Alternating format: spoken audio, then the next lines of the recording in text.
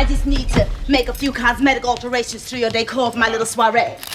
Now, why would I want a big, handsome luxury car owner coming over here? She ended up leaving because her mother was just so unhappy. She had a little boy, and she had to sit in that rehearsal hall on the set with her daughter, and her husband's in New York, and she was just not a happy camper. What really happened to end the popular TV show 227? Why did the series, which many people loved for its humor and relatable characters, suddenly go off the air?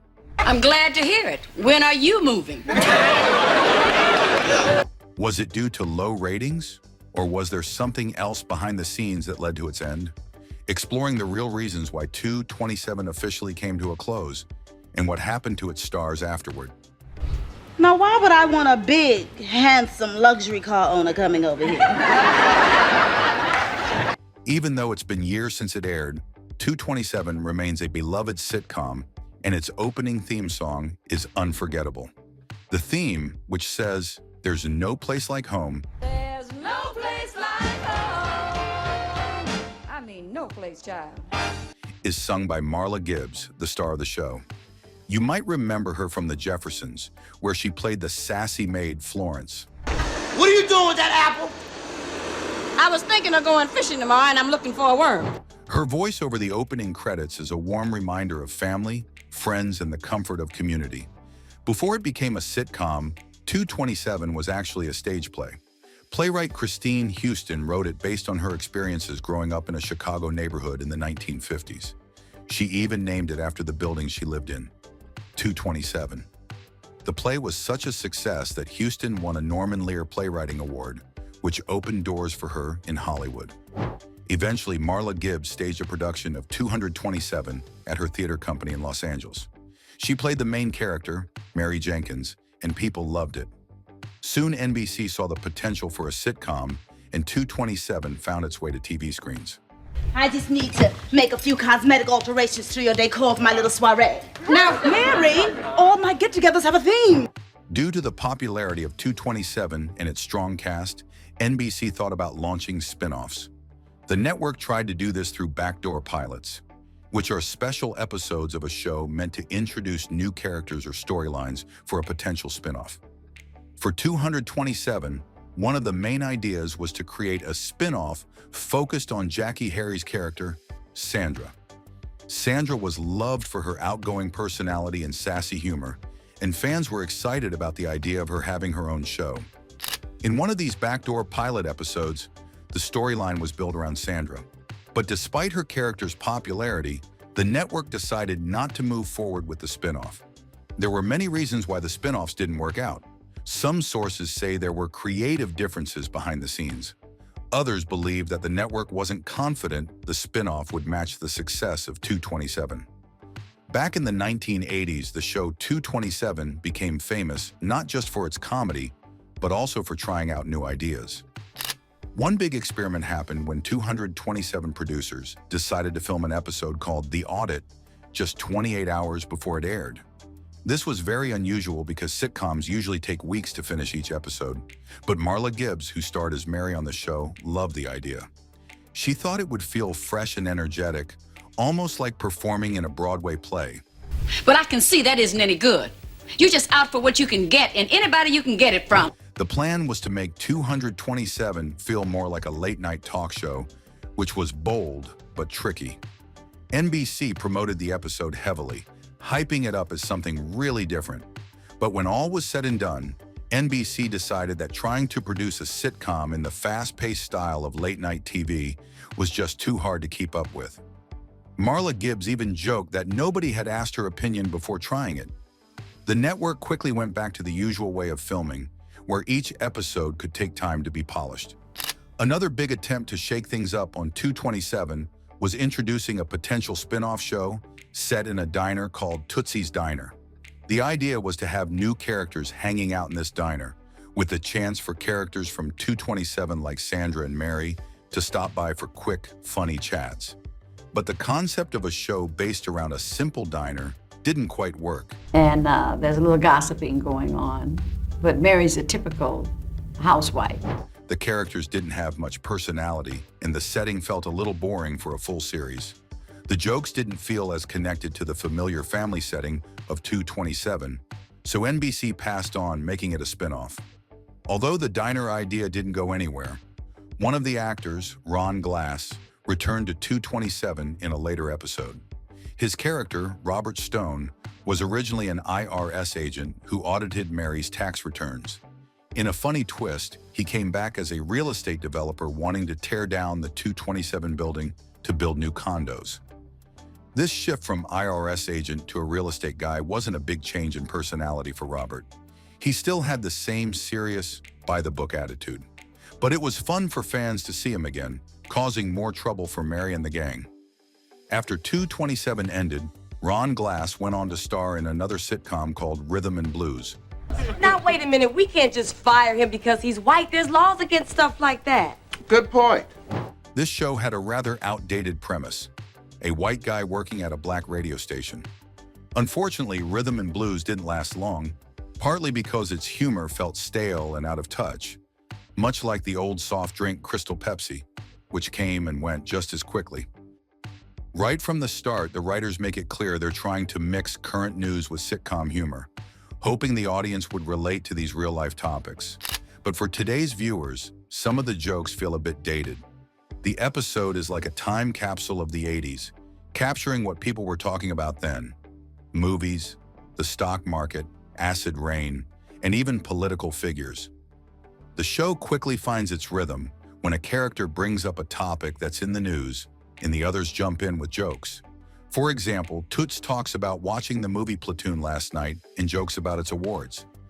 Back in 1987, when this episode aired, Platoon was big news, as it was up for the Oscars and even won Best Picture. But watching it now, the joke feels a bit old, especially if you've never seen Platoon or didn't know it was popular back then. You lie! You VC! I crocodile VC! In another episode, we meet Perry, a slick, nervous stockbroker. The stock market isn't doing well, and Perry is stressing over it. He's played by David Leisure, who was a big deal in the 80s. He was also in the Golden Girls spin-off episode that launched Empty Nest. In 227, he plays a Wall Street type who's constantly worried about the market and insider scandals. It's funny because the stock market crash, known as Black Monday, happened not long after this episode aired. Perry's character is almost a warning about what was to come. Toots, the owner, keeps complaining about everything. He even talks about acid rain, a big environmental issue back in the 80s. He's upset about pollution, which he says is ruining the soil and food. It's not exactly the lighthearted comedy fans were expecting. The audience might have felt like they were watching a news show, not a sitcom. Toots' wife Cindy tries to calm him down with a joke, saying his acid rain rant is giving people acid indigestion. They have a funny but sometimes rough relationship, like the honeymooners, but with more complaints and stress. For fans of 227, it's a unique episode that shows how sitcoms sometimes experiment with different ideas and characters, even if they don't always stick around.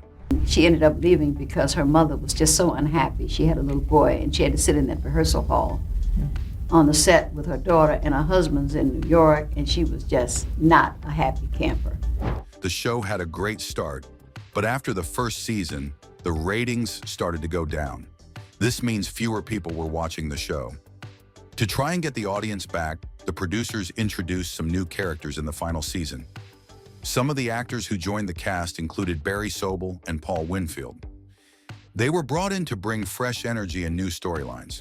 Despite these changes, the show's viewership continued to decline. The addition of new characters couldn't stop the drop in ratings, and the show struggled to keep the same level of interest it had in its first season. The cast began to change a little bit. Some characters that were once part-time or recurring, like Curtis Baldwin and Helen Martin, started to appear more often. By the second season, both Curtis and Helen became regulars on the show. This meant that their characters were given more attention and more screen time. These changes were made in an effort to keep the show interesting and to try and improve the ratings, but in the end, the show still faced challenges in keeping the audience hooked. Then by May 1990, 227 wrapped up its run with an emotional finale. I'm glad to hear it. When are you moving? Though Marla Gibbs wasn't officially credited as an executive producer, She played a huge role in shaping the show. She used her influence to make sure the storylines, characters, and casting were just right. She had strong opinions about her character and the overall story. For example, Marla insisted that her character, Mary, shouldn't own the apartment building. She wanted Mary to be relatable, an everyday woman just like her neighbors. Owning the building, she felt, would make Mary seem like she was above everyone else, which didn't fit her vision of the character. Gibbs also wanted Jackie Harry to play the sassy neighbor Sandra, even though NBC had another actress in mind. At one point, she had to stand up to a producer who wasn't fully listening to her ideas. She made it clear that she wanted the show to stay true to its roots and keep its focus on community and family life. Marla's dedication to the show is part of why it felt so genuine and why it still resonates with fans. Kia Goodwin played a character named Tiffany Holloway on the show. She was a regular in the first season. However, after the second season, Kia left the show. The reason for her departure wasn't because of the show itself, but because of her mother's unhappiness with living in California. Kia's mother didn't like the lifestyle there, so Kia made the decision to leave. Because of this, Tiffany's character was written out of the show. After that, Tiffany was occasionally mentioned, but she didn't appear on screen anymore. 227 also tried another backdoor pilot that had much more promise. A spin-off focused on the character Sandra, played by Jackie Harry. I'm used to it. It's my persona. Looks, brain, sensuality. It's all a curse. Sandra was a perfect match for Marla Gibbs's Mary, bringing lots of sass and comedy.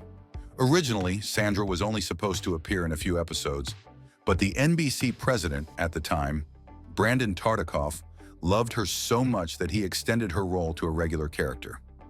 In the pilot of the Sandra spin-off, Sandra, played by Jackie Harry, moves to New York City. She's looking for work and ends up charming her way into a trial run at a job. Miss Clark, the boss, isn't sure at first, but Sandra convinces her to give her a shot. This is very much like how NBC gave the Sandra spin-off a trial run, just like the writers were playing with the idea of giving Sandra her own show.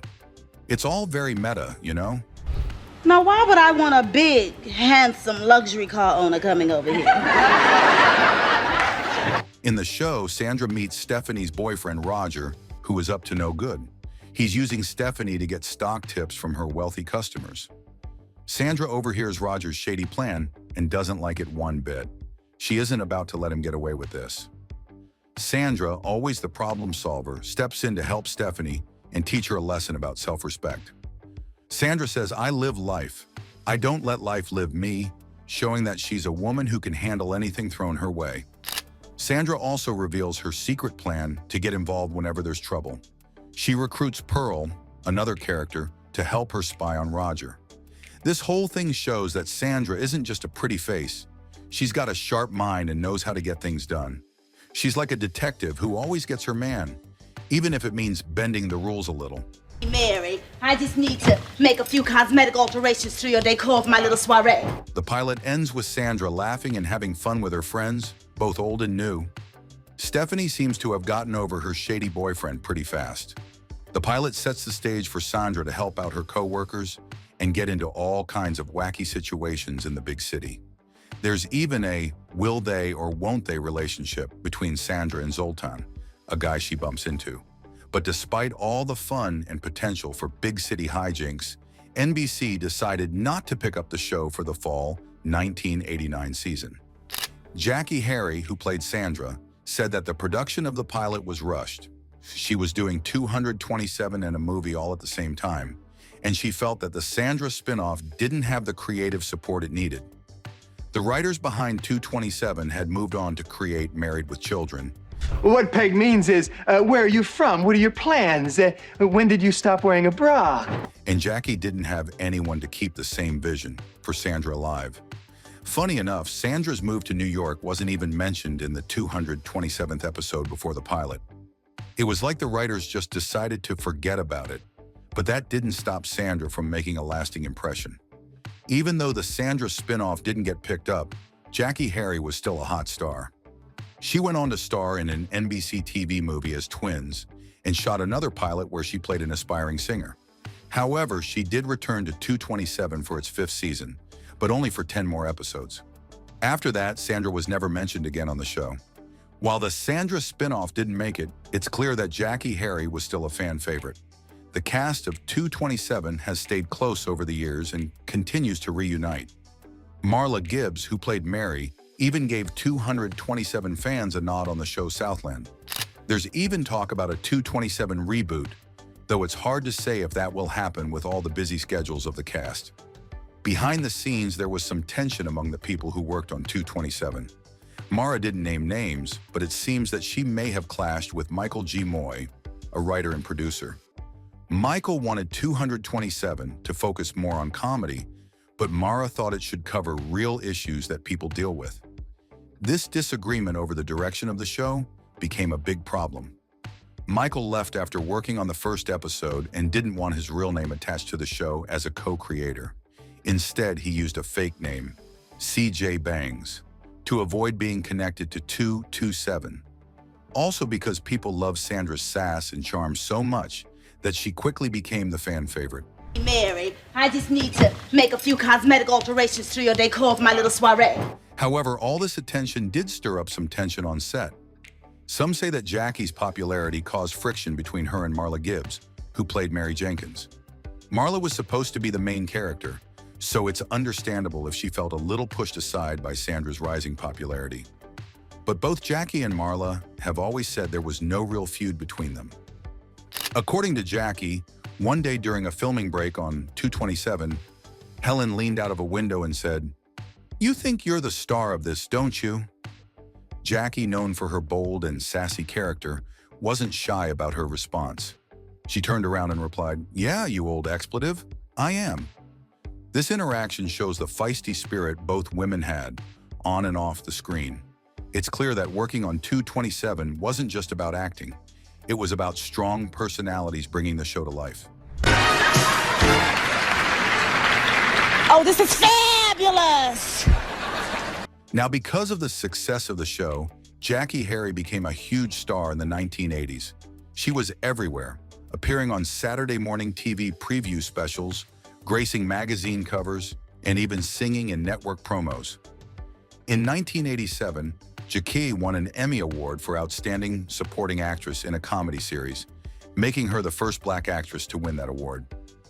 This was a big deal, and it wouldn't happen again for another 35 years, when Cheryl Lee Ralph won for Abbott Elementary in 2022. After Ralph won, Jackie congratulated her warmly, even sharing that Ralph had been NBC's first choice to play Sandra on 227. It was clear that Jackie had made a big impact on the network and on TV audiences, and she was even chosen to help announce NBC's plan to move its primetime programming to start earlier at 7:30 p.m. She also sang NBC's catchy "Come Home to NBC" song, which was part of a popular promo in 1987. Despite the success, Jackie later shared that she wasn't completely happy during her time on 227. She admitted, "I used to hate myself. I didn't know this role would last so long. I thought I'd just do it for a while, then go back to New York and work in theater." She missed her old life, which included performing in plays and enjoying a simpler, down-to-earth lifestyle. Hollywood fame wasn't what she'd originally dreamed of. Thank you, my dearest sister and best friend. Thank you, my brothers Miles, Rufus, and Anthony. Thank you, all my family. Thank you, 227 cast, and especially Marla Gibbs for being so gracious to me. Jackie struggled with feeling that she wasn't a real actress and felt down for about 5 years. She even felt that she wasn't good at her job, despite all the fan love. At one point, actress S. Pearl Sharp took Jackie aside and gave her some heartfelt encouragement. She told Jackie, "You're important. You make us laugh, and you're strong." Hearing this really helped Jackie see things differently and feel better about her role. Now let's change gears and delve into the cast members' lives before and after the show. Marla Gibbs played the role of Mary Jenkins, the strong-willed and funny main character of the show. Before 227, Marla was known for her role as Florence, the wisecracking maid on the hit sitcom The Jeffersons. Her performance on 227 made her a household name. After 227, Marla continued to act in other TV shows and movies, including Hangin' with Mr. Cooper and The Huleys. She also appeared in guest roles in many other TV series. Even though she's not as active in TV roles today, Marla remains an iconic actress in the entertainment world. doing with that apple? I was thinking of going fishing tomorrow, and I'm looking for a worm. And for Jackie Harry. After 227, Jackie's career took off. She went on to star in the TV series Sister Sister, alongside Tia and Tamara Mori. Jackie also appeared in other sitcoms and even competed on reality TV shows. She continued to shine as a talented actress with her comedic timing. Today, she still makes appearances on TV and is loved by fans for her unforgettable performances. Now, Mary, all my get-togethers have a theme. Yes, I know. Bachelor party. Alfonso Ribeiro played Nicky Jacobs, Mary's son, on the show. Before 227, Alfonso was just starting out in acting. He had appeared in some commercials and small roles in TV shows. After 227, Alfonso became more well-known for his role as Carlton Banks in The Fresh Prince of Bel-Air. Carlton's quirky dance moves became famous, and Alfonso's career grew from there. Today, Alfonso is known for hosting TV shows, especially the dance competition show, America's Funniest Home Videos. He also returned to the spotlight with his work on Dancing with the Stars. Hal Williams played Mary's husband, Alonzo, who was a hard-working man. Before 227, Hal had worked on several shows but was still trying to find his big break. After 227, Hal continued his acting career, appearing in various TV shows and movies. He had roles in popular series like In the Heat of the Night and The Steve Harvey Show. Hal has kept a relatively low profile in recent years, but still enjoys working in acting when the opportunity arises. Reginald Ballard played C.C. Walker, a neighbor who always had something to say. Before landing his role on 227, Reginald had a few small TV roles. After 227, he went on to appear in many other TV shows and movies, including The Jamie Foxx Show and House of Pain. Reginald also found a niche in stand-up comedy. He's well known for his funny and down-to-earth personality. 227 may have ended years ago, but the memorable characters and funny moments continue to live on. Helen Martin's quick-witted Pearl, Jackie's sassy Sandra, and the rest of the cast created a show that's truly unforgettable. For fans of classic sitcoms, 227 offers a joyful look back at a time when shows didn't just entertain. They made us feel like we were part of the community. And thanks to streaming services, 227's legacy can be enjoyed for many years to come.